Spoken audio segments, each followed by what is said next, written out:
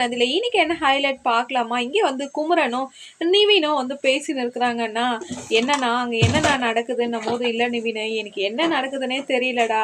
கங்கா தான் வந்து சமாதானப்படுத்தின்னு இருக்கிறா காவேரிய." ஆன்னும்போது, "சரிண்ணா, எல்லாமே சரியாயிடும். நான் வந்து விஜய் கிட்ட பேசுறேண்ணா." அன்னும்போது, "இல்ல நிவி, நீ அதெல்லாம் பேசாத.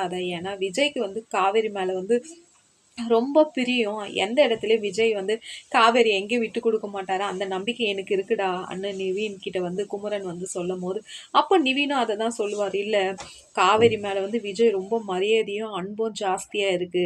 அதில் விஜய் வந்து எதையும் பண்ண மாட்டாரு. இருந்தாலும் நம்ம கொஞ்சம் வெயிட் பண்ணி பார்க்கலாம். யாருமே வந்து மனசளவுல வந்து உடைஞ்சு போக மாட்டான். விஜய் வந்து ரொம்ப ஜென்யூனா இருப்பாரு. அது எனக்கு நல்லாவே தெரியும். நீங்க வீட்ல போய் பேசுங்கண்ணா. யாரையும் கவலைப்பட வேணாம் நீங்க சொல்லணும்." எங்க நிவின், சொல்றதுக்கு ஈஸியா இருக்கு. ஆனா எங்களால யாராலயும் அங்க சாப்பிட முடியல, தூங்க முடியல. காவேரியே நினைச்சு எங்களுக்கு ரொம்ப வருத்தமா இருக்குன்ட்டு குமரன் வந்து சொல்லும்போது, நிவின் வந்து ரொம்ப சப்போர்ட் பண்றாருங்க. வேற லெவல்.